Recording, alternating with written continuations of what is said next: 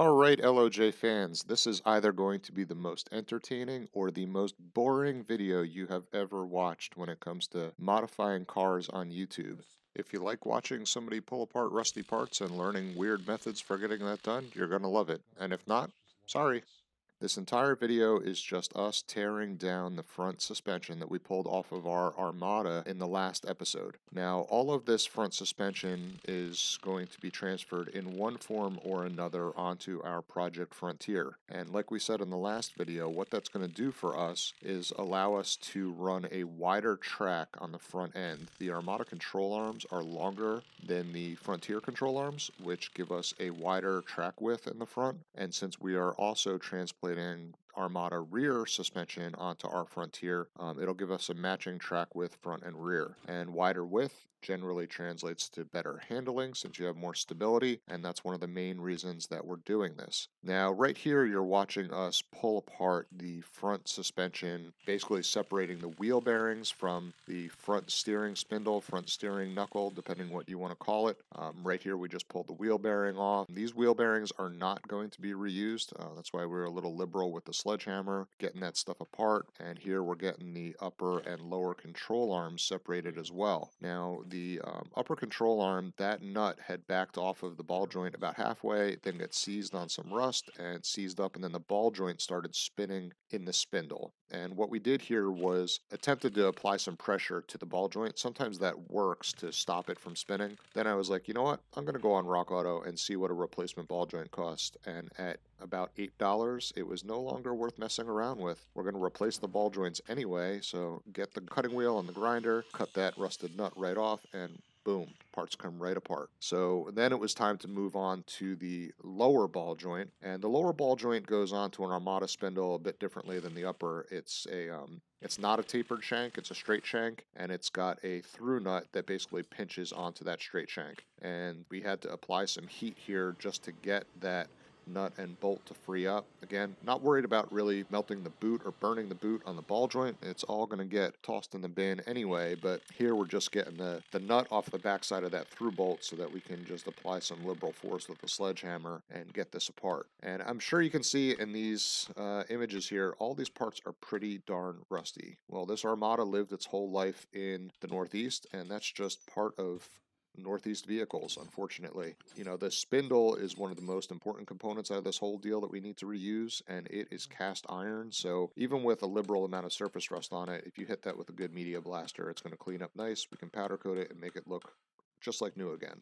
Now here I'm using a chisel to basically spread open that lower part of the spindle that pinches onto that ball joint, spraying in some penetrating oil, and that should allow this to slide apart much easier than it would have if we did not do that. It basically helps release the hold on that lower ball joint shaft. And then we're just left with the spindles. There's a couple brackets on here that held the ABS cables. I fully expected these bolts to break when we pulled it apart, but they actually came apart super easy, which was a nice surprise compared to everything else we had worked on up to this point. And now that we've got the control arms all separated from the spindles, it's kind of assessing the mess that we've made and where do we move on to from here. The next step was going to be removing ball joints from the upper and lower control arms. The plan was to take these control arms, basically pull the bushings out, pull the ball joints out, then media blast them, powder coat them, make them look like new again. So the next step here is pressing out these ball joints, and using a press is always a little bit of a experience because none of these parts generally have nice flat surfaces to brace up against when you're trying to press these ball joints out or anything like that. So you got to get kind of creative with your fixturing and the way you're going to hold things. Here we're just using a piece of exhaust tubing to hold the control arm up, and we're just pressing the ball joint right down into that piece of exhaust tubing. This one took quite a bit of force to come out. It's always a little bit scary, and then when you get that nice pop and the ball joint pops out, and we're just throwing that right into the bin and repeating the same process for both lower control arms. The other side came out a little bit easier. It actually looked like that one had been replaced at some point in the life of this vehicle, but we got that one out. And then it was time to move on to the upper control arms. The upper control arms were a little bit more scary pushing apart because of just the way the control arm itself was designed. There's not a lot of reinforcement or strength right around the ball joint area, and we were a little worried about compromising the arm itself. There were some C-clips that we had to pull off. The ball joints actually press out in the opposite direction of the lower control arm, so you need to press on the pivot side of the joint rather than the back side to get it out. We were able to get it apart, but right about this point is where we were looking, and actually you could see the control arm flexing as it was pressing, but then you got that resounding pop as it released. It came out, and the metal of the control arm sprung right back to the original shape it was in. There was no permanent damage done to the control arm, but we got the upper ball joint out, and then it was basically moving on to the second upper control arm and repeating the exact same process. And after we got the ball joints out, the plan was then to move on and start removing the bushings themselves. There's one company out there I found that makes polyurethane control arm bushings for a Nissan Pathfinder, which an R51 generation Pathfinder has the exact same suspension geometry design as the Armada. It's just got the shorter control arms front and rear for basically the narrower track width of a Pathfinder. But now we're going to my preferred method of removing suspension bushings, and that method is actually using a hole saw to cut through the rubber of the bushing to separate out the center sleeve from the outer sleeve. The way bushings are made, it's just bonded rubber. There's an inner sleeve and an outer sleeve. The inner sleeve is what the bolt goes through. The outer sleeve is pressed into the control arm itself.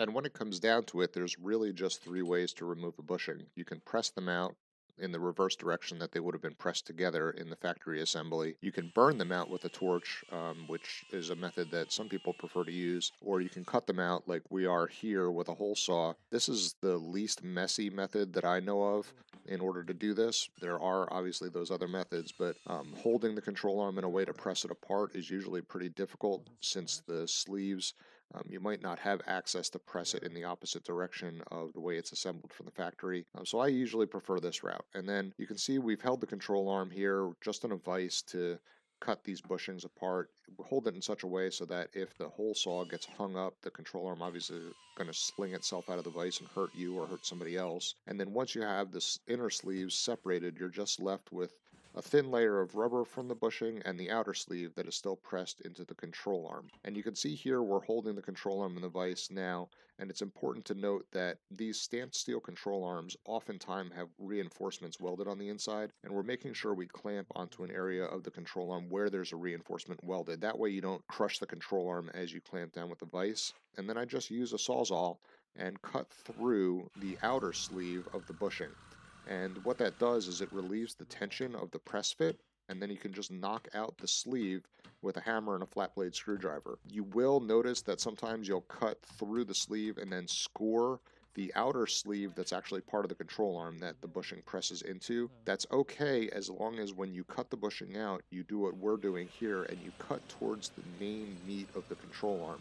So that outer sleeve that the bushing presses into on the control arm is welded to the control arm stamping. And if you cut and score that outer sleeve where it's welded to the outer stamping, it's not going to weaken it to the point where you're risking failure of the arm, because that welded portion is all around that little scored area that you made with the saw blade, and it's going to prevent it from splitting or coming apart. You never want to cut in any other area than that when you're removing bushings using this method. Then we're going to move on to the front lower control arms here, and what I'm doing in this particular portion of the video is removing the bump stops. The front bump stops have a through bolt holding them to the control arms, and I had to use a hammer and a slightly undersized socket just to grab onto these rusted out nuts that are holding it on.